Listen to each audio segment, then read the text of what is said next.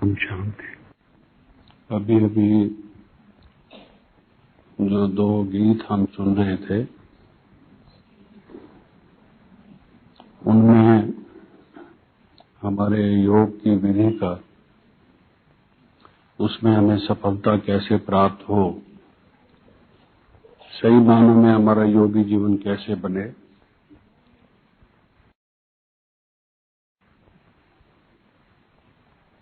सही मानों में हमारा योगी जीवन कैसे बने। हमारी आवाज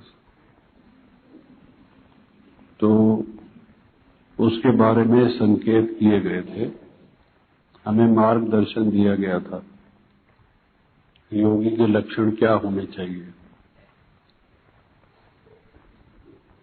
बहुत सी बातें कही गई थी और आप सब वो बातें जानते हैं और जिनको आप योग सिखाते हैं उनको उसका महत्व समझाते भी हैं। परंतु दो तीन बातों की ओर मैं विशेष ध्यान आपका आकर्षित करना चाहता हूं। उसमें एक बात तो ये कही गई थी कि योगी का कोई शत्रु नहीं होता, सब उसके मित्र होते हैं। ना भी हो, दूसरे लोग उससे शत्रुता मन में लिए हुए भी हों, कम से कम योगी स्वयं तो उनको अपना मित्र मान के चलता है। ठीक है, हमें इस दुनिया में सावधान रहना पड़ता है, हम इस यज्ञ के रक्षक हैं, इसको भी कोई हानि न पहुंचे और हम भी अपने पुरुषार्थ में ठीक चलते चलें। संसार में बहुत कुटिलता है, लोग धोखा भी देते हैं, सब तरह के लोग हैं, उनसे हम सावधान तो रहते हैं, परंतु हमारे मन में उनके प्रति कोई शत्रुता का भाव, कोई कटुता ना हो, तभी हमारा योगी जीवन चल सकता है। परंतु ये तो शत्रु शब्द की एक साधारण सी व्याख्या है। शत्रु प्राय हम उसको कहते हैं जो हमें हानि पहुंचाने पर तुला हुआ हो, चाहे वो ईर्ष्या के वश हो, द्वेष के वश हो, बदले की भावना को लिए हुए हो, लेकिन शत्रु उसको कहते हैं जो हमारा नुकसान पहुंचाने वाला हो। तो हम किसी को ये मान के ना चलें कि वो हमारा शत्रु है। विशेष बात यह है कि हमारा योग अन्य लोगों के योग से भिन्न इस कारण से भी है कि बाबा ने कहा है कि साधारण भाषा में योग का अर्थ है याद, स्मृति। क्योंकि जैसे हमारी स्मृति होगी वैसे ही हमारी दृष्टि, वृत्ति, कृति सब कुछ होगा। ये एक बहुत बड़ी रिमार्केबल बात है, बहुत महत्वपूर्ण बात है कि स्मृति से विश्व परिवर्तन हो सकता है, वृत्ति से सृष्टि बदलती है। ये किसी ने इस बात को समझा नहीं।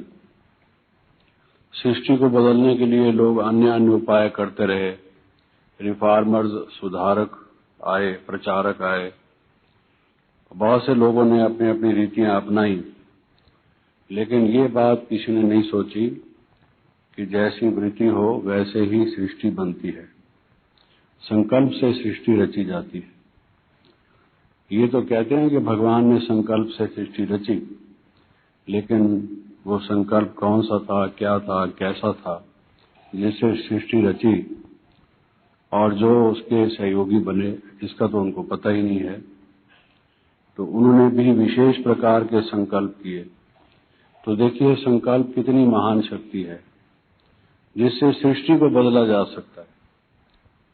संकल्प को कोई साधारण बात मत समझिए। आप समझते हैं मेरा संकल्प उठा, उसको दबा दिया, संकल्प चला, उसको मुख में लाके हमने वर्णन कर दिया, संकल्प चला, हमने कर्म में लाकर कोई नुकसान कर दिया, किसी को दुख दे दिया। तो ये संकल्प से जो हम कार्य करते रहते हैं ये हमारे साधारण लौकिक विकार युक्त संकल्प हैं। सारे दिन भर में कितने संकल्प हम करते हैं, उठते बैठते संकल्प से ही तो हैं। हमारी सारी मूवमेंट संकल्प से ही तो होती है। सारा कल्प ही हमारे संकल्प से चलता है। कल्प और संकल्प कनेक्टेड हैं। ये कल्प क्या है? कल्प को कल्प हम क्यों कहते हैं? हमारे जो 5000 वर्ष तक अलग अलग संकल्प चलते रहते हैं, उसके बाद फिर रिपीट होने लगते हैं। तो जब तक भिन्न भिन्न संकल्प चलते हैं उसकी समय की अवधि 5000 वर्ष है। चलते तो बाद में भी हैं, लेकिन फिर उनकी पुनरावृत्ति होती है, वो दूसरा कल्प शुरू होता है, साइकिल दूसरा होता है। तो संकल्प से हमारा कल्प, हमारा भाग्य बनता है। हम महानता की ओर जाते हैं या पतन की ओर जाते हैं, ये सारी सीढ़ी उतरने और चढ़ने की जो है ये संकल्प है।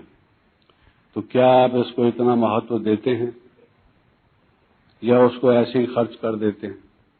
एक व्यक्ति किसी धनवान घराने से संबंधित था, उसको अपने माता पिता से बहुत संपत्ति मिली थी।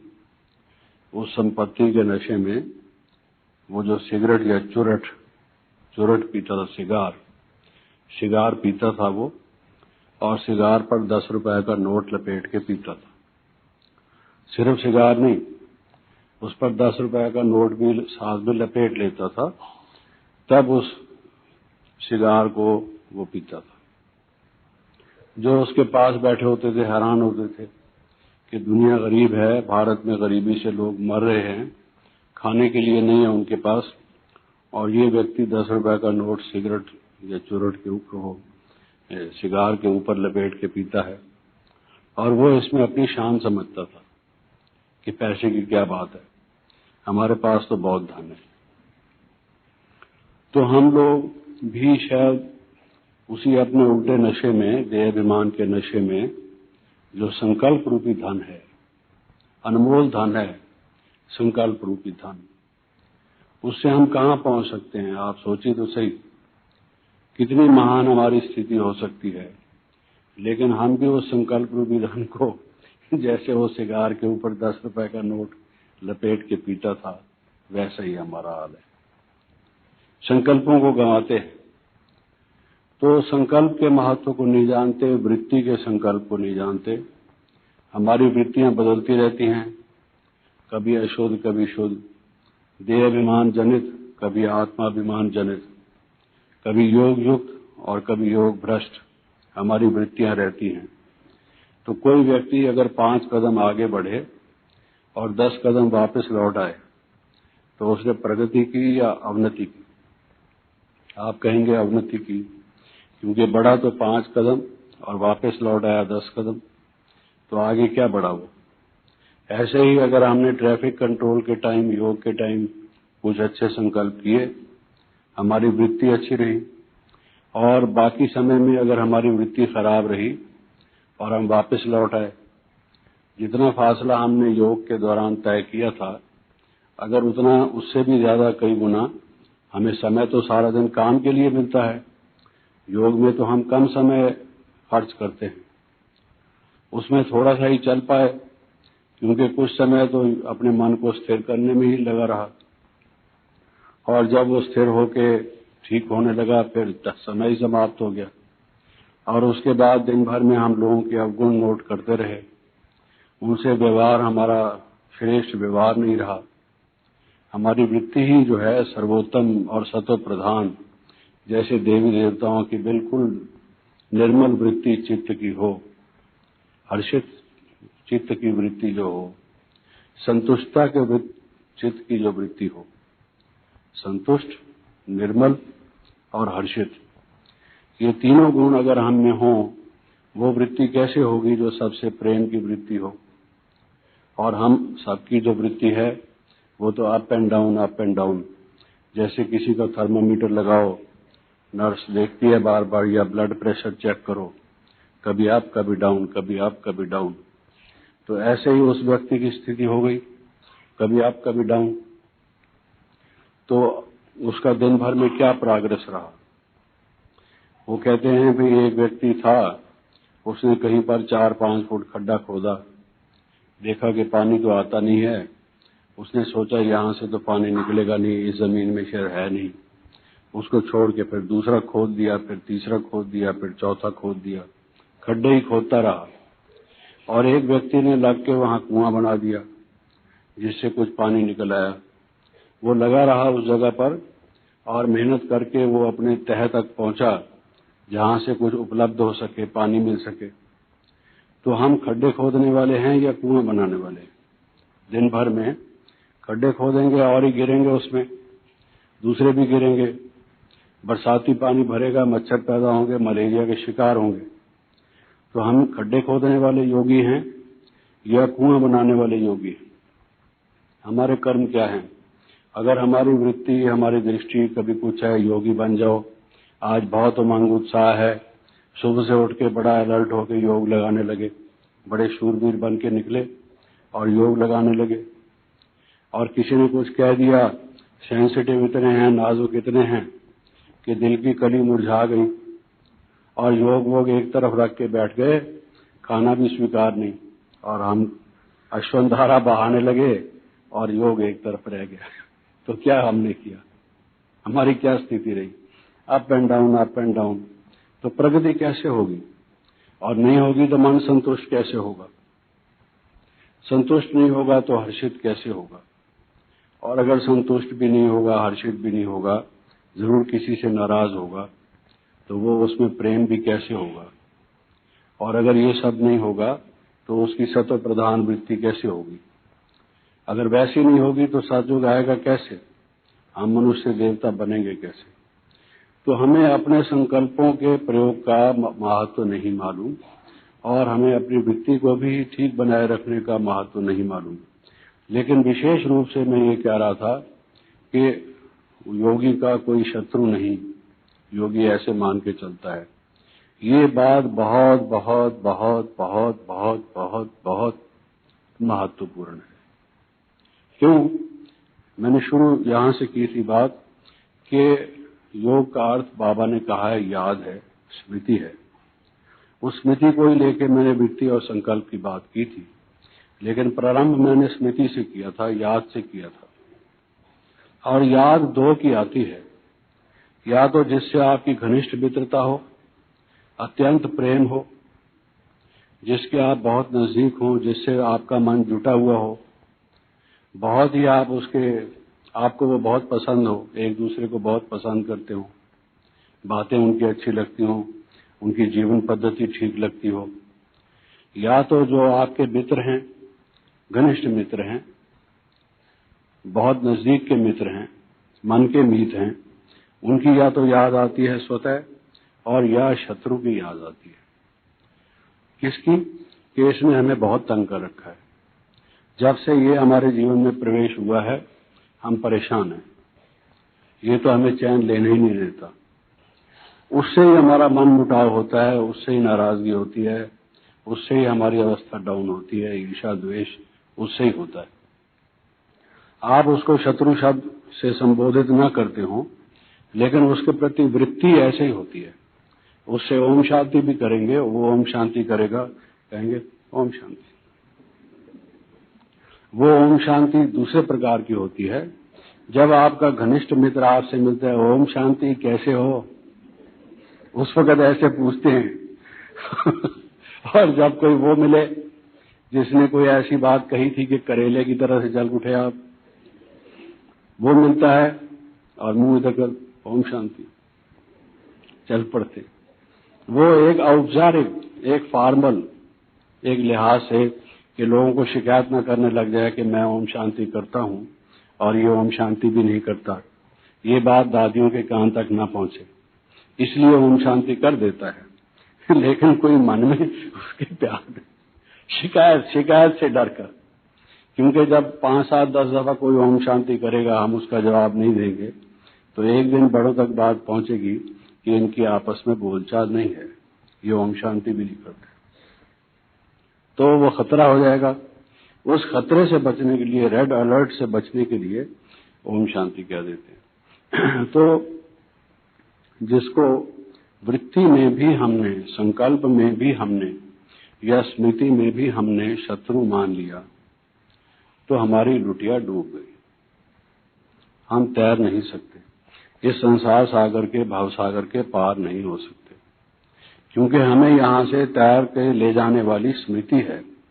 स्मृति रूपी नाव में ही ये जीवन की यात्रा जब हम करेंगे, तब इस कलयुगी छोर से सतयुगी छोर की ओर हम जाएंगे।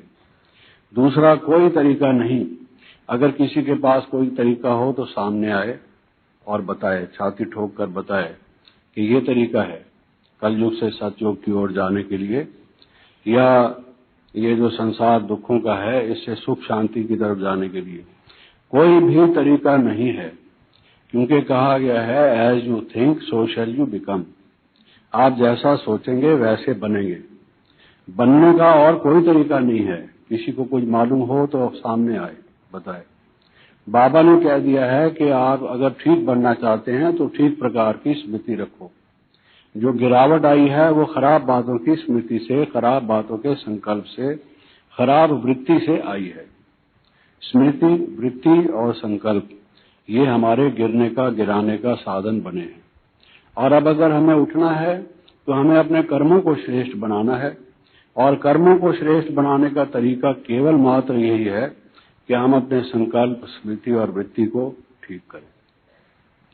और उसमें सबसे बड़ी बाधा वहां उपस्थित होती है जहां हम किसी को शत्रु मान बैठते हैं। और जो जिस व्यक्ति को जितने शत्रु उसने बना रखे हैं, उसका मन उनकी तरफ जाएगा। ये भी उससे मिला हुआ है। अरे इसके सामने बात मत करना, ये सब उसको बताएगा। अरे इनको हम कुछ कहते हैं तो फौरन समझो वहां तक रिपोर्ट पहुंचेगी। तो कहावत है कि the friend of my enemy is also my enemy. जो मेरे शत्रु का दोस्त है वो भी मेरा शत्रु ही है। लोग ये मान के चलते हैं संसार में, चाहे ये बात राइट हो या रॉन्ग हो, लेकिन आमतौर से व्यवहार मनुष्यों का यही होता है। तो ये शत्रुपन की जो अगर हमारे मन में वृत्ति होगी तो हम कैसे योगी बनेंगे? It is not possible. It is all together impossible. हम कहते हैं हमारी बिंदु रूप की स्थिति हो, हमारा बीज रूप की स्टेज हो, उसमें अगर शत्रु का भाव लिपटा हुआ होगा, मन में घुसा हुआ होगा, तो बिंदु के साथ और चीजें मिक्स्ड होंगी, तो बिंदु कैसे रहेगा? It will be something bigger, it will not be only बिंदु। तो ये हमारे जो भाव विकृत होते हैं, इसलिए ये बातें कई दफा हम गाते तो हैं गीतों में, सुन भी लेते हैं, हमें मालूम भी हैं, लेकिन उनकी गहराई को हम नहीं समझते। मन में आज से यही संकल्प कीजिए इसे समय से, प्यारे बाबा मेरा कोई शत्रु इस दुनिया में नहीं है। मेरे मन में किसी के प्रति भी शत्रुता का भाव नहीं होगा। बाबा ने कह दिया है हमारे शत्रु हमारे विकार हैं, 5 विकार हैं, इनसे हमारी लड़ाई है। किसी मनुष्य से, किसी व्यक्ति से हमारी लड़ाई नहीं, हमारा क्या लेना देना। अगर कोई अपने कुभाव से, संस्कारों से कोई कुछ करता भी है तो जो जैसा करेगा सो पाएगा। आप काहे की चिंता करते हो? जो गलत काम करता है आप उसके लिए क्यों सोचते हो? कबीर की झोंपड़ी जो थी वो बकरियां काटने वाले कसाई के नजदीक थी, और वो अपनी झोंपड़ी में जाता था वापस लौटकर, क्योंकि खादी का काम, खड्डी चलाता था, वो कपड़ा बुनता था। तो जब जाता था अपने घर में वापस कहीं से भी आकर, तो रास्ते में बकरे लटके हुए दिखाई देते थे, और वो जो कसाई था वो छुरा लेके उसको करता रहता था। उसके मन को बड़ी ग्लानि होती थी, बुरा लगता था, ये कैसा आदमी है, क्या करता है, गलत काम करता है, मारता है लोगों को, दुख महसूस करता था। तो सारा सोचने के बाद कि मेरी स्थिति कैसे ठीक हो, करता तो ये आदमी है, उसका असर मेरे ऊपर भी आता है, मैं इससे कैसे फारिग हूं? तो उसने कहा कबीरा तेरी झोंपड़ी गल कटियन के पास, जो करेंगे सो भरेंगे, तू क्यों भय उदास? तू काहे को चिंता करता है? जो करेगा सो पाएगा। तू उसको देखकर अपने मन को खराब क्यों करता है? तू थोड़ी कर रहा है, तू अपना चला चल अपने रास्ते पर। तो कोई बुराई कर रहा है, बुरे काम कर रहा है, खराबी में फंसा हुआ है, आप काहे को बीच में अपना नाक घुसेड़ते, काहे को तकलीफ अपने को देते हैं, दुखी क्यों होते हैं, क्यों सोचते हैं ये आदमी खराब है, ये आदमी खराब है?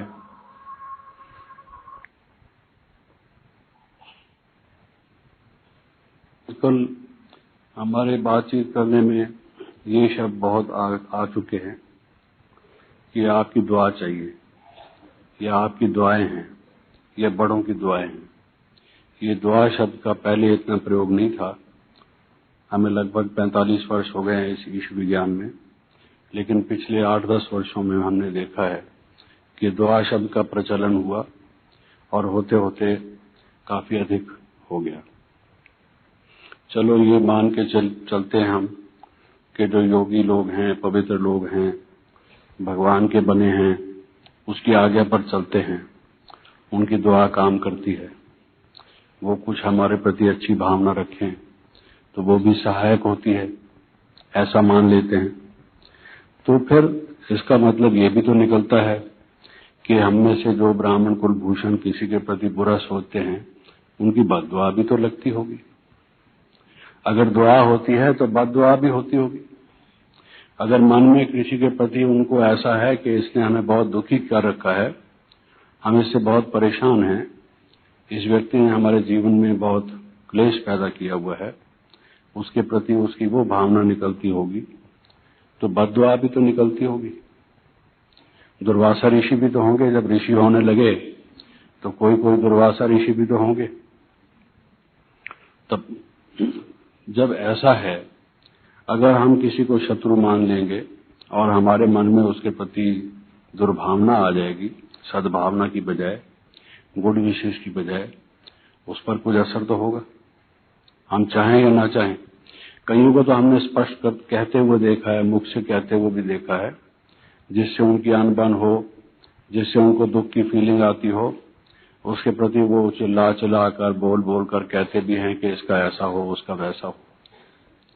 और कई नहीं कहते होंगे, वचन तक मन में आता होगा, तो उस आत्मा का, उस व्यक्ति का नुकसान होगा। अगर 2, 4, 5, 7 व्यक्ति उसके बारे में ये सोचें तो वो तो घातक होगा।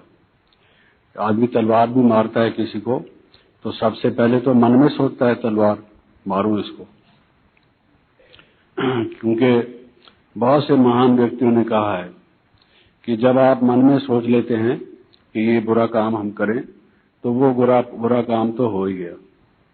सिर्फ एक स्टेप का फासला रहा। अगर आपको मौका मिलता या कोई बात और रुकावट पेश ना आती तो आप तो कर ही डालते। इसका मतलब मन से सोचना आधे करने के बराबर तो हुआ। अगर 3/4 करने के बराबर नहीं भी हुआ, आधे करने के बराबर तो हुआ। किसी व्यक्ति का आपने बुरा सोचा तो बुरा आधा तो कर ही दिया ना आपने। तो अगर हम किसी के प्रति शत्रु भाव रखेंगे और पाप करते रहेंगे, उसको दुख देने के संकल्प करते रहेंगे, जबकि बाबा ने कहा है कि दुख दोगे तो दुखी होके मरोगे, और ना दुख दो ना दुख लो, उसको शत्रु समझकर हम पहले अपने आप को भी दुख दे रहे हैं और उसको भी दुखी करने के लिए हमारे मन में चिंतन चलता है। तो आप सोचिए ये योगी बनने का क्या फायदा हुआ।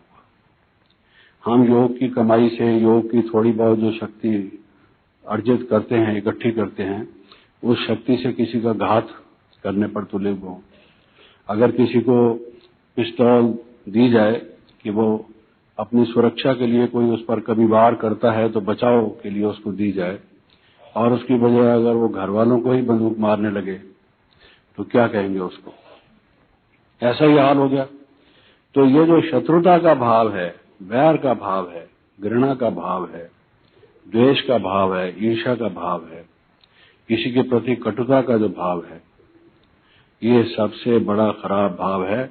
आप कितनी भी कोशिश कर दीजिए, 1 हफ्ता लगातार आप योग में बैठे रहिए, आपको वहीं खाना पीना देंगे, बर्तन भी कोई उठा के ले जाएगा।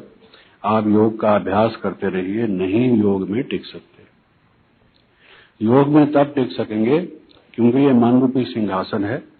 इस सिंहासन पर एक ही राजा बैठ सकता है। एक नगरी का एक ही राजा होता है। 2 राजा कभी सुने आपने एक ही नगरी के?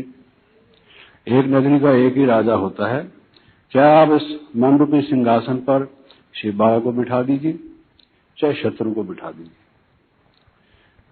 जैसे ही आप शत्रुता का भाव करेंगे, किसी व्यक्ति के प्रति घृणा द्वेष का भाव करेंगे, शिव बाबा भाग जाएगा, क्योंकि एक म्यान में 2 तलवारें इकट्ठी नहीं आती, वो भाग जाएगा। और अगर आपने शिव बाबा को बिठाया तो शत्रु भाव आ नहीं सकता, क्योंकि बाबा ने कहा हुआ है बाबा बाबा कहोगे तो माया भाग जाएगी। बाबा बाबा कहोगे तो माया भाग जाएगी। अगर आप मन रूपी सिंहासन पर बाबा को बिठाएंगे तो शत्रु के लिए जगह ही नहीं बचेगी। तो अब आप सोच लीजिए, आप दोनों में से किसको पसंद करते हैं। योगी व्यक्ति अगर परमात्मा से योग लगाना चाहता है, उसका मन का मीत वही है, और अगर उसकी बजाय वो अपने किसी को ये समझता है कि फलां ने मुझे तंग किया है, फलां ने परेशान किया है, फलां ने दुखी है, फलां व्यक्ति खराब है, तो इसलिए कहा गया है आत्मा अपना मित्र आप है, आत्मा अपना शत्रु भी आप ही है। तो हम अपने से स्वयं ही शत्रुता कर रहे हैं, हमारे से कोई और नहीं कर रहा, ये समझ के आप चलिए। इसलिए सबसे पहली जो बात है हमारे योगी जीवन की, वो सबके प्रति शुभ भावना और शुभकामना। क्यों कहा गया है? इसको हम ऑर्डिनरी समझते हैं, साधारण बात समझते हैं। शुभ भावना और सबका भला हो, सबका भला हो, ये जब तक हमारे मन में भाव नहीं है, जो व्यक्ति ऐसा नहीं सोचता वो योगी ही नहीं है। इसलिए गीत में कहा गया था कि योगी वही है जिसका कोई शत्रु नहीं है। ये कोई छोटी सी बात ऐसे चलाने वाली बात नहीं है। This we should understand very clearly. हमें बिल्कुल पूरी तरह से पता होना चाहिए इस चीज का, क्योंकि बहुत दफा हम जैसे कहते हैं कि कोई ऐसा विधि हो, ऐसा तरीका हो, हम बिंदु बनना चाहते हैं, हम हैं ही बिंदु। उसके लिए रुकावट क्यों आती है? अभ्यास करने में, अनुभव करने में बाधा क्या है? जब हमारा ओरिजिनल स्वरूप ही बिंदु है, उसका हम अनुभव कर नहीं पाते, और जो हम नहीं हैं उसका अनुभव हम करते रहते हैं। उसका कारण क्या है? क्योंकि हम नेगेटिव हैं, पॉजिटिव नहीं हैं। पॉजिटिव तो हम वही हैं जो हम हैं, उसमें हम टिकते नहीं हैं, और जो नेगेटिव हैं उसमें हम टिकते हैं। तो पॉजिटिव का अनुभव कैसे होगा? तो बिंदु स्टेज का अनुभव तभी होगा जब पहले हम सिंधु बनेंगे। अगर हम सिंधु नहीं बनेंगे तो बिंदु नहीं बन सकते। बाबा जो है हमेशा ही बिंदु है, निराकार है, उसको तो देह का जरा ही भान नहीं है, देह लेता ही नहीं है, इनकॉर्पोरियल है। क्यों? क्योंकि वो ज्ञान का सिंधु है, योग बल को देने वाला, वो आनंद का सिंधु है, प्रेम का सिंधु है, शांति का सिंधु है। लोग कहते हैं हम हिंदू हैं, हिंदू नहीं, सिंधु। कोई पूछे आप हिंदू हैं, उसको कोई नहीं, हम सिंधु हैं। वो ये समझेगा कि शायद सिंध से ओम मंडली के आएंगे, लेकिन उसको बताना पड़ेगा कि सिंधु का क्या अर्थ। तो जब तक हमारा हर एक के प्रति एक भाव में उदारता नहीं होगी, प्यार नहीं होगा, मन हमारा प्यार की लहरों से छलकेगा नहीं, शांति और आनंद से लहराएगा नहीं, तो बिंदु स्टेज का अनुभव करने से काफी दूर हम होंगे। पुरुषार्थ करने के बाद 1-2 मिनट, 2-4 मिनट के लिए हमें थोड़ा अनुभव होगा भी, तो फिर हम उससे हट जाएंगे। और उसकी बजाय अगर हमारा मन ये सिंधु की तरह से हो, हम हदों से पार हों, हदें बना रखी हैं हमने, we are narrow minded people. बहुत से हमने अपने दीवारें बना रखी हैं। पहले जब हम ज्ञान में आए तो एक गीत बजता था, ऊंची ऊंची दीवारें सैया तोड़ के मैं आई रे, सारा जग छोड़ के मैं आई रे। एक गीत था उन दिनों में, आवाज तो कभी सुना नहीं है उसको बहुत वर्षों में, लेकिन ऊंची ऊंची दीवारें भी तोड़ के हम आए थे। उसके साथ अब ये जोड़ दीजिए कि वो दीवारें तो तोड़ के आए थे, अब ऊंची ऊंची दीवारें हम नई किस्म की जोड़ रहे हैं। होता है ना, अब नई किस्म की जोड़ रहे हैं। जब हम ये कहते हैं ये मेरा सेंटर, ये तेरा सेंटर, ये तेरी चीज वो मेरी चीज, जब हम इस तरह की भावना में जाते हैं, एक विश्व को कुटुंब हम बनाने चले हैं, 2-2.5 महीने के लिए सबको ट्रांसफर किया गया, फिर लौट के बुद्धू घर को आए, सब अपने वापस। हर एक ने अपना अपना महामंडलेश्वरों ने अपना महामंडल बना रखा है। जबकि योगी हैं, वो कहते हैं पंछी और परदेसी नहीं किसी के मीत, वो जहां उड़ जाएं सो उड़ जाएं। वो जो संन्यास का भाव है, बेहद का वैराग्य का भाव है, वो कहाँ है? जिसमें जितने लाख रुपए लगा के बड़े मन से, रुचि से दूसरी बिल्डिंग्स को देख देख के अपने मर्जी से बिल्डिंग बनाई, अब उस बिल्डिंग को छोड़ के अगर आप उसको किसी झोंपड़ी में भेजना चाहें तो कहाँ एग्री करता है? शुरू में हमने जो देखा वो कुछ भिन्न था, आज कुछ भिन्न है। कोई सेंटर खुलता था शहर में, अगर एक सेंटर हो, वो कहते थे हमारे पास अनाज पड़ा है, अनाज हम देंगे। दूसरे कहते थे हमारे पास फर्नीचर है, फर्नीचर हमारी तरफ से। तीसरे कहते थे हमारे पास कोई एक दो व्यक्ति सहयोगी हैं जो कैश हम दे देंगे, उससे जो खरीदना हो वो उससे खरीद लेना। सेंटर खुल जाता था, वो सबका सेंटर होता था। सब ये कहते थे हमारे इतने सेंटर हैं, और हर एक को ये भाव रहता था अगर हम वहां चले जाते थे तो ऐसा महसूस होता था कि हम अपने सेंटर पर आए हैं। अब तो हर एक का अपना सेंटर है, बिना इनविटेशन के जा नहीं सकते। अगर आप चले जाएं तो कहेंगे सुनाइए कैसे आना हुआ, क्योंकि they are not invited, we are uninvited guest, ऐसा होगा। और पहले तो पूछने की जरूरत क्या, अपना घर है, घर में आए हम तो कोई पूछता है आप कैसे आए, जगदीश भाई आज कैसे आ गए? We are welcome because that is our home. इतना अंतर पड़ गया। अब उस अंतर पड़ने के बाद तो अब ये अंतर हो गया कि मेरे सेंटर की कोई चीज, जबकि हम एक ऐसे विश्व की स्थापक के लिए कटिबद्ध हैं जिसमें कि कोई बेगाना नहीं होगा। वो गीत गाते हैं ना, वो आज स्वागत है, वो जो एक गीत बना हुआ है उसमें यह है कि यहाँ कोई बेगाना नहीं, सब अपने हैं ऐसे कोई बोल उसमें शब्द है, सब अपने हैं, कोई भी बेगाना नहीं है जी। खुले मन से स्वागत होगा। अब तो मन ही खुला नहीं तो स्वागत कहां से होगा? तो देयर इज चेंज। हम चाहते कुछ और हैं और करते कुछ और हैं, तो इसलिए फिर वो जो हम जब डिजर्व नहीं करते, डिजायर करते हैं, तो जो चीज हम चाहते हैं वो इच्छा हमारी पूरी नहीं होती। तो ये मैं एक बात तो इसकी तरफ, शत्रुता की तरफ दिलाना चाहता था। दूसरी बात ये है जो योग की आज कुछ फुटकल बातें, मिसलेनियस जिसको कहा जाता है, विविध चकाचुकी जैसे कराया जाता है, क्योंकि अब ये बाइंडिंग अप ऑपरेशन है। तो दूसरी बात यह है कि आमतौर से आप देखेंगे, आप कोई भी व्यक्ति पहले कार्य शुरू करता है उस वक्त अलर्ट होता है, एक्टिव होता है, एनर्जी होती है, स्टेमिना होता है, रुचि होती है, उस कार्य को कूद पड़ता है, उसमें वो लग जाता है अच्छी तरह से। थोड़ी देर के बाद देखेंगे उसकी रफ्तार में फर्क आने लगता है। जब शाम होने लगती है तो थकने लगता है, कहता है जी आप खत्म करो, अब मैं और काम नहीं कर सकता। ये मनुष्य के शरीर की स्थिति ऐसे होती है। लेकिन इसी प्रकार से किसी का मन भी पहले उमंग तरंग में होता है, और फिर जब कोई ऐसे एक्सपीरियंसेस होते हैं, बाधा रूप, रुकावट रूप, कठिनाई, आलोचना, संसार में ऐसी बातें सामने आती हैं, तो उन आघातों से धीरे धीरे उसकी गति मंद होने लग जाती है, और फिर एक स्टेज उसकी ऐसी आती है कि कहता है अब मैं थक गया, अब मेरे से और कुछ नहीं होगा। उसकी जो स्पिरिट है वो समाप्त हो जाती है। और जितने भी युद्ध हैं, जितने भी संग्राम हैं, जितने भी प्रयत्न और पुरुषार्थ हैं, अगर उसमें हमने स्पिरिट लूज कर दी है, पहले लोग एक दूसरे को पत्र लिखते तो उसमें यही कहते थे, I hope you are in the best of health and spirits.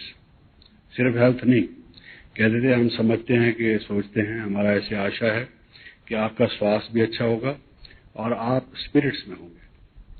जब कोई व्यक्ति जीवन से ऊब जाता है, घबरा जाता है, तंग आ जाता है, मन भर जाता है, उसका स्पिरिट उसकी खत्म हो जाती है, उसके बाद वो कुछ नहीं कर सकता।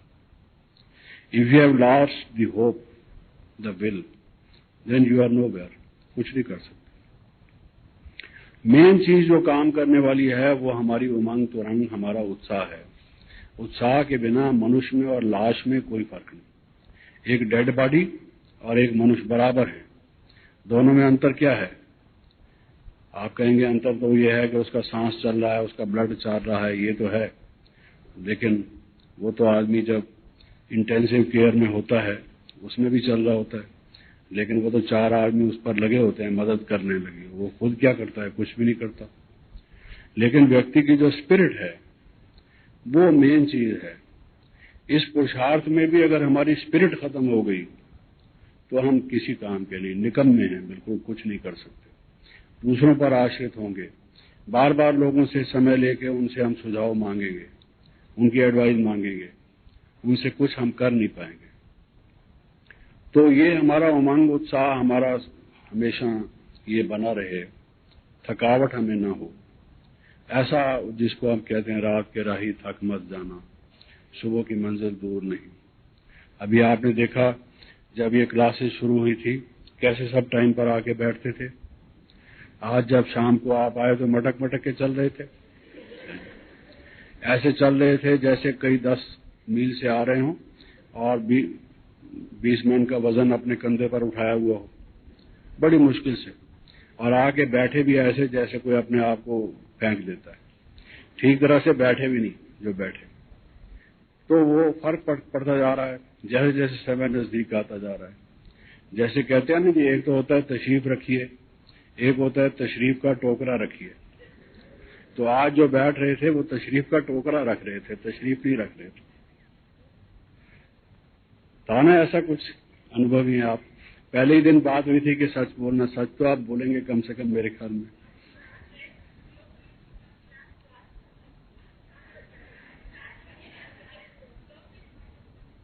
कितने बजे क्लास खत्म हुआ? 4 बजे। कहने का भाव यह है कि हमारी स्पिरिट कम नहीं होनी चाहिए, उमंग उत्साह हमेशा हमारा ऊंचे स्तर पर बना रहना चाहिए, तब हम उस मंजिल पर पहुंच पाएंगे, वरना उस मंजिल पर हम नहीं पहुंच पाएंगे। ये कुछ बातें ऐसी हैं जो हमें योग के लिए भी ख्याल रखनी चाहिए। और दूसरी बात यह है कि योगी और सहयोगी, बहुत सी मुरलियों में बाबा ने कहा है कि जो सहयोगी हैं, धीरे धीरे जिनको आप सहयोगी बनाएंगे वो योगी बनेंगे। इसका मतलब यह है कि सहयोग का योग से कनेक्शन है।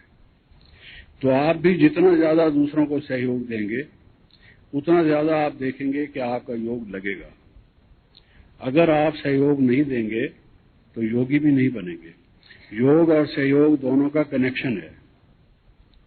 अगर आप अपने में ही लगे रहेंगे और ये सोचकर के हमारे पास अपने बहुत काम हैं, या एनर्जी इतनी है, या पैसा इतना है, या हमारा कार्य क्षेत्र इतना है, दूसरों को आप वंचित रखेंगे, या उनको जब कभी आपके मदद की जरूरत होगी आप उनको मदद नहीं करेंगे, तो ये भी आप समझ लीजिए कि न केवल आप उनको सहयोग न देकर उनको दूर करेंगे और समय पर उनका भी सहयोग आपको नहीं मिलेगा, बल्कि ये योग भी नहीं लगेगा, योग की क्वालिटी ही नहीं होगी। क्योंकि अगर सहयोग नहीं देते तो उसके पीछे कुछ कारण होंगे, खुदगर्जी होगी, सेल्फिशनेस होगी, उनके साथ प्रेम का अभाव होगा, उनके प्रति शुभ भावना शुभकामना की कुछ कमी होगी, उनको आगे बढ़ते हुए देखकर आपके मन में ईर्ष्या आती होगी, तभी तो सहयोग नहीं देते होंगे। किसी को सहयोग ना देना कि क्यों भाव होता है? इनमें से कोई ना कोई कारण होगा। या तो जेलसी होगी, इनका बहुत बड़ा कार्य सफल हो जाएगा तो लोग सब बहमा करेंगे और हमको इतना कोई पूछेगा नहीं, हम पीछे हट जाएंगे। जरूर ईर्ष्या होगी। या कोई द्वेष होगा, हम इसको क्यों मदद दें, हम इससे कौन सी मदद लेते हैं। जिससे प्रेम होता है उसके प्रति तो लोग कहता है, उसको कोई चीज देते हैं और जब उसको साथ में ये भी पूछते हैं और भी कोई मदद की जरूरत हो तो बताना, हम करेंगे। स्नेह वाले से तो ऐसे कहा जाता है। तो जिससे स्नेह नहीं होगा, ऐसा संबंध नहीं होगा, उसको ही तो सहयोग नहीं देंगे।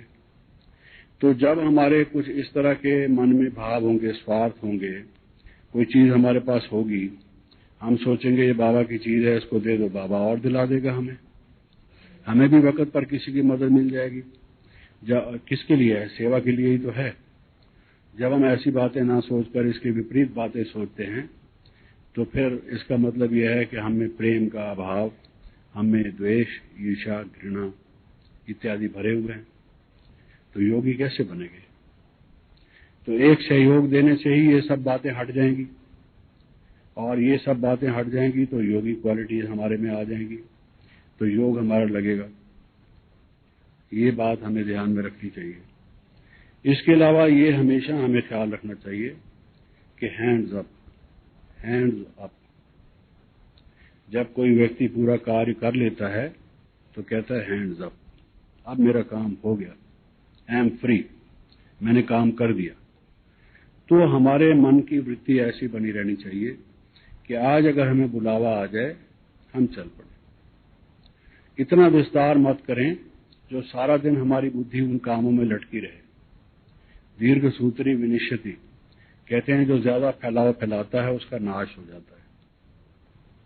औरंगजेब ने इतना राज फैला लिया, साधन थे नहीं, आखिर में परेशान हुआ। उतना फैलाओ जितना आप फैला सकते हैं और समेट भी सकते हैं।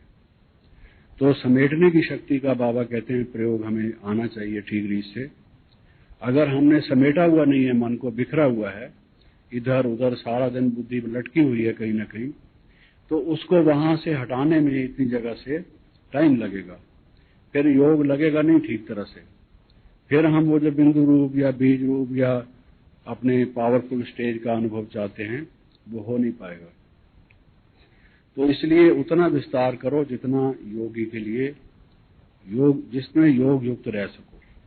फर्स्ट एंड फॉरमोस्ट हम योगी हैं। हमारा मेन सब्जेक्ट, मुख्य सब्जेक्ट, मोस्ट इंपॉर्टेंट सब्जेक्ट ये है। इसमें मार्क्स हमारे कम नहीं होने चाहिए, क्योंकि इससे हमारे विकर्म दग्ध होते हैं, हमारे विकार नष्ट होते हैं, देवगुण हम में आते हैं, बाबा के साथ हमारी प्रीत जुटती है, बाबा से वर्षा हमें मिलता है, बाबा की मदद मिलती है। तो पहला हमारा जो मुख्यता है वो हमने योग को देनी है। तो इतना विस्तार मत कर लो कि रात को सो तो स्वप्न भी उसके आए, सुबह योग में बैठो तो ख्याल भी उसके आए, और दिन में भी चिंता लगी रहे, ये हुआ कि नहीं हुआ, फलां किया कि नहीं किया। तो एक सोशल वर्कर हम बन गए, योगी बने नहीं। और फिर एक तो ये बात है, दूसरा ये कि हमेशा किसी बात को करने के बाद भूल जाओ, माइंड को उससे डिटैच कर लो, ये अभ्यास डालो। कई लोग होते हैं बार बार वही बात करते हैं। कहीं जाना है किसी से मिलने के लिए, अच्छा मिलने के लिए जाना है, तैयारी करनी है, फिर थोड़ी देर के बाद पूछेंगे क्या ले जाना है, फिर थोड़ी देर के बाद कहेंगे उसको क्या कहना है, फिर थोड़ी देर के बाद पूछेंगे जाना कैसे है, फिर चौथी बात पूछेंगे, फिर पांचवी बात पूछेंगे। तो ये योगी का लक्षण नहीं है। एक बात को जो करना है कर लो, करके उससे माइंड को डिटैच कर लो, वाइंड अप कर लो। मन को 10 तरफ लटकाए मत रखो, फिर लटकाए मत रखो, वरना फिर वो योग की जो हमारे एक स्वाभाविक स्थिति है, स्थिर रहे हमारा मन, स्थिर नहीं रहेगा, कभी इधर कभी उधर। जैसे संसार में लोगों का बिखरा हुआ है कि दुकान में माल खत्म हो रहा है, लेने जाना है, फिर रेट उसका आज क्या है वो पता करना है, फिर फलां से पैसे वसूल करने हैं, फिर पैसा कम है तो कहीं से उधार लेना है, सारा दिन इस काम में लगे रहते हैं, योग तो लगता नहीं है। वो लोग ये कहते हैं बहन जी योग तो हमारा लगता नहीं है। ज्ञान उनको स्पष्ट हो जाता है, योग उनका पूरी तरह से लगता नहीं है। तो ये वाइंड अप करना, ये हमेशा जब तक नहीं तरीका आएगा तब तक भी जो योग का सुख, अतीन्द्रिय सुख, योग की जो पराकाष्ठा, जो ज्वाला आप करना चाहते हैं, आप देखते हैं कि जो योग की लौ है, जो दीपक की लौ है, वो तब स्थिर होती है जब हवा के झोंके नहीं होते। अगर हमें झोंके लगते रहेंगे, वो लौ इधर उधर होती रहेगी, कभी बुझने को आएगी, कभी लड़खड़ाएगी, और जब वो इन झोंकों से फारिग होकर स्थिर होगी तब वो लौ अपनी ठीक पराकाष्ठा में, ज्वाला में, अपनी ठीक स्थिति में होगी। तो ये वाइंडिंग अप एक कार्य किया, जिसको कहते हैं भी कछुआ जो होता है कार्य करने के बाद अपनी कर्मेंद्रिय समेट लेता है, फिनिश्ड। तो उसको करके बीच में फिर योग लगाओ, आत्मस्वरूप की स्थिति में हो। फिर कार्य करने से पहले योग लगा के, फिर उसको थोड़ा सोच के कार्य करके, फिर कर्मेंद्रियों को समेट के योग लगाओ। तो बार बार समेटने की शक्ति का प्रयोग करो। ये वाइंडिंग अप जो है, बिस्तरा गोल करने का, ये अभ्यास डालो। ये अभ्यास नहीं डालेंगे तो योगी जीवन में पूर्ण रूप से सफलता नहीं होगी। और लास्ट उनके टाइम भी हुआ है, खास बात और ये कहना चाहता हूं कि एडजस्टमेंट, बहुत सारी 8 पावर्स हमने कही हुई हैं, but adjustment is the greatest power. अगर हमें एडजस्टमेंट नहीं आती, सब तरह की परिस्थितियों में रहते हुए एडजस्टमेंट नहीं आती, तो हमें ऐसे महसूस होगा कि लोग हमें तंग करते हैं, हमारा जीवन परेशान कर दिया है, हमें दुखी कर दिया है। होते अपने स्वभाव के खुद नाजुक हैं, घर बार में ऐसे पले हुए होते हैं लाड कोड के कि जीवन में कुछ उन्होंने काम किया ना किया, कुछ थोड़ा उन्होंने किसी की कहा सुनी की या नहीं की। कई लोग मन के बहुत कोमल होते हैं जब ज्ञान में आते हैं। घर में इकलौते बच्चे या इकलौती बच्ची होती है, अच्छे घराने के होंगे या नहीं भी होंगे, तो उनको सब प्रकार की सुविधाएं मिलती हैं, लालन पालन होता है। जब यहाँ आते हैं तो नियम मर्यादा अनुशासन में चलना पड़ता है। कोई भी कुछ कहता है तो उनको लगता है, महसूस होता है, दुखी उठते हैं। तो कारण क्या होता है? किसी के साथ भी सेट नहीं हो पाते। क्यों? एडजस्टमेंट की पावर नहीं है। Without adjustment you can not make any progress. दुनिया में अब जब आपने संगठन में रहना है, ईश्वरीय विश्वविद्यालय इतना बड़ा है, किसी सेंटर पर रहेंगे, कोई बड़ा प्रोग्राम होगा, उसमें आप टीम वर्क करेंगे, बड़े बड़े कोई कार्यों में आप मदद करेंगे, सहयोगी बनेंगे। कहीं भी आपको रखा जाएगा तो अलग अलग परिवारों से, अलग अलग घरों से आए हुए अलग अलग संस्कारों के लोग होंगे। अगर आप उनके साथ मिलकर रहना नहीं सीखेंगे, थोड़ा एडजस्टमेंट नहीं करेंगे, तो दुखी हो उठेंगे। अतीन्द्रिय सुख का तो नाम निशान नहीं होगा। फिर आपके जीवन में दुविधा होगी, संघर्ष होगा। हम कहाँ आ गए, कैसे आ गए, क्या हम करें, क्या न करें। कारण उसका यही होगा कि हम अपने को एडजस्ट करना सीखे नहीं। ऐसे चांसेस लीजिए जहां पर भिन्न भिन्न स्वभाव के लोग हों, बड़े कठोर तरह के लोग हों, धमकाने वाले, डराने वाले, क्रोध करने वाले, ईर्ष्या वाले, उनके बीच में घुस के, उनके बीच में रह के काम करके दिखाइए। उसको कहते हैं वीरता। आपको सब अपनी मर्जी के ही आदमी मिल जाएं, ये तो कैसे हो सकता है? ये कलयुग है। कलयुग में सब तमो प्रधान है, झूठ ही झूठ है, फरेब ही फरेब है, काम क्रोध लोभ मोह अहंकार सब व्यापक है। तो सब लोग जो हैं पुरुषार्थ कर रहे हैं। किसी में काम है, किसी में क्रोध है, किसी में लोभ है, किसी में मोह है। आप समझेंगे सब दूध से धुले हुए पवित्र शुद्ध मिल जाएंगे, वो तो होगा नहीं। न हम हैं, न आप हैं, न ये हैं, ए बी सी कोई भी नहीं है। सबको एडजस्ट करना पड़ेगा। अगर आप एडजस्ट नहीं करेंगे तो दो बर्तन भी आपस में आवाज करेंगे। एडजस्ट करके रखेंगे, एक कटोरी, दूसरी कटोरी, तीसरी कटोरी, चौथी कटोरी, 4 कटोरियों के ऊपर 3 कटोरियां, 3 कटोरी के ऊपर 2 कटोरी, 2 कटोरी के ऊपर 1 कटोरी, 1 कटोरी के ऊपर गिलास। कितना सुंदर लगेगा, लगेगा कि नहीं?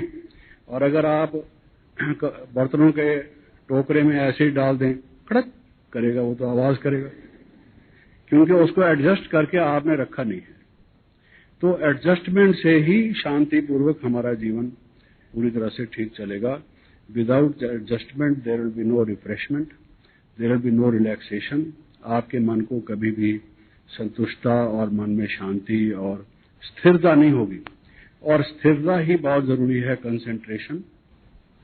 स्थिर नहीं कर पाएंगे, हम अपने को टिका नहीं पाएंगे, तो योग में हम कैसे रह पाएंगे? तो ये कुछ थोड़ी सी बातें हैं जिनका हम ख्याल करें तो हम योग में कुछ पुरुषार्थ करने में सफल हो सकते हैं। हर एक बिजनेस के टिप्स होते हैं, कुछ टिप्स, कुछ तरीके होते हैं जिनको आसानी से हम कर सकते हैं। तो these are tips for yoga. अगर हम अच्छे योगी बनना चाहते हैं तो उसके लिए ये कुछ बातें हैं जो हमारे लिए जो साधन के रूप में सिद्ध हो सकती है। ये हमें ख्याल करना चाहिए।